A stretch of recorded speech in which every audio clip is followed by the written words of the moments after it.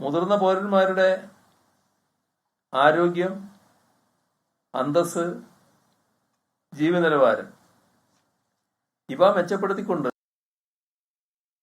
പരിചരണത്തിലും ആരോഗ്യകരമായ വാർദ്ധക്യത്തിലുമുള്ള ഗവേഷണം, നവീകരണം, നയം, സേവന വിതരണം ഇവയിലെല്ലാം ഇന്ത്യയിലെ ഏറ്റവും മികച്ച കേന്ദ്രമായി ആ സ്ഥാപനത്തെ മാറ്റുക എന്നതാണ് ലക്ഷ്യമിടുന്നത്.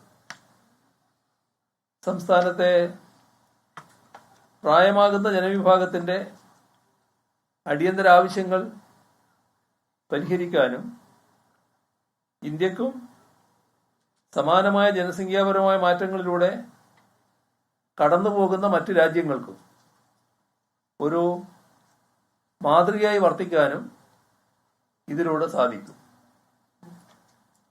ഈ രണ്ട് സ്ഥാപനങ്ങളും പരസ്പര പൂരകങ്ങളായിരിക്കും. എയിംസ് തൃതീയ തലത്തിലുള്ള പരിചരണ മികവും അതോടൊപ്പം ജെറിയാട്രിക് ഇൻസ്റ്റിറ്റ്യൂട്ട് ഇന്ത്യയുടെ ഏറ്റവും വലിയ ജനസംഖ്യാപരമായ വെല്ലുവിളികളിൽ ഒന്നിനെ പ്രത്യേക ഗവേഷണത്തിലൂടെയും പരിചരണ മാതൃകകളിലൂടെയും അഭിസംബോധന ചെയ്യും.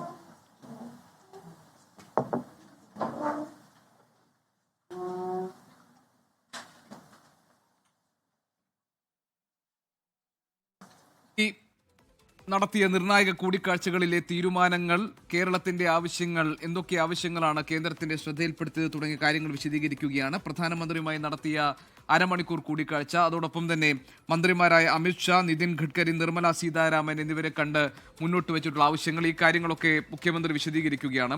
വയനാട് ദുരന്ത ബാധിതരുടെ പുനരധിവാസത്തിന് കേന്ദ്ര സഹായം വേണം എന്ന ആവശ്യം മുന്നോട്ട് വെച്ചിട്ടുണ്ട്. അത് ഗ്രാന്റായി അനുവദിക്കണം. കേരളം ആവശ്യപ്പെട്ടത് 2021 കോടി രൂപയാണ്. അതുപോലെ തന്നെ സംസ്ഥാനത്തിന്റെ കടമെടുപ്പ് പരിധി ഉയർത്തണം, പുനഃസ്ഥാപിക്കണം എന്ന ആവശ്യം കൂടി പ്രധാനമന്ത്രിക്ക് മുന്നിൽ വെച്ചിട്ടുണ്ട്. വീണ്ടും മുഖ്യമന്ത്രി ഡൽഹിയിൽ നിന്ന് തത്സമയം സംസാരിക്കുകയാണ്. ഇതിന്റെ ഗൗരവം വിശദീകരിക്കുകയും ചെയ്തു. അവരുടെ എല്ലാവരുടെയും പ്രതികരണം ആരോഗ്യകരമായിരുന്നു, അനുഭാവത്തോടെയുള്ളതുമായിരുന്നു.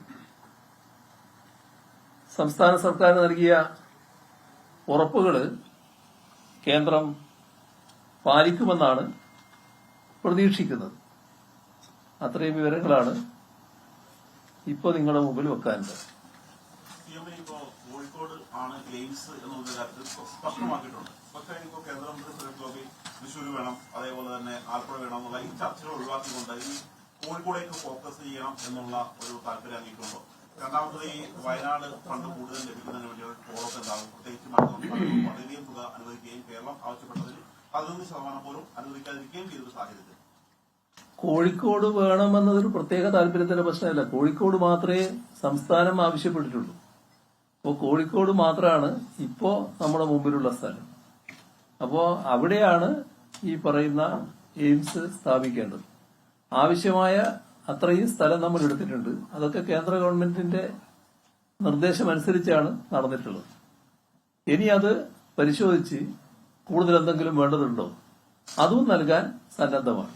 ഒരു പ്രയാസവും അതിലുണ്ടാവില്ല. അതാണ് അതിൽ കാണേണ്ടത്. ആഭ്യന്തരമന്ത്രിയുമായിട്ടുള്ള ചർച്ചയിൽ വയനാട്ടിലെ സഹായത്തിനെ സംബന്ധിച്ച് തുടർ ചർച്ചകളുണ്ട്. അവർ ഏതിലും കാരണം 2221 കോടി നമ്മൾ ആവശ്യപ്പെട്ടു, 260 രൂപ ലഭിച്ചു. അതിനുശേഷമുള്ള എന്തായിരിക്കും തുടർ നടപടികൾ?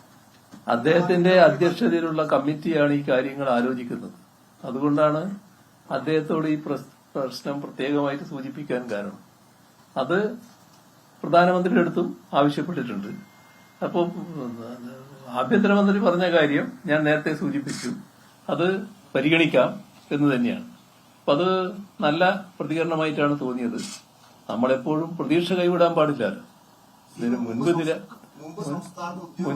എന്ത് തീരട്ടെ, മുൻപ് നിരാശയൊക്കെ വന്നിട്ടുണ്ടെങ്കിലും ഈ പ്രതീക്ഷയോടുകൂടിയല്ലേ നമ്മൾ വീണ്ടും വീണ്ടും സമീപിച്ചുകൊണ്ടിരിക്കുക. ആ പ്രതീക്ഷ തന്നെയാണ് ഇപ്പോഴും ഉള്ളത്. ലോകത്തെവിടെയായാലും ഏത് സമയത്തും 24 വാർത്തകളും ഓഗ്മെന്റഡ് റിയാലിറ്റി പാക്കേജുകളും എക്സ്പ്ലെയിനറുകളും വിശദമായി കാണാൻ ഞങ്ങളുടെ യൂട്യൂബ് ചാനൽ നിങ്ങൾക്ക് സബ്സ്ക്രൈബ് ചെയ്യാം.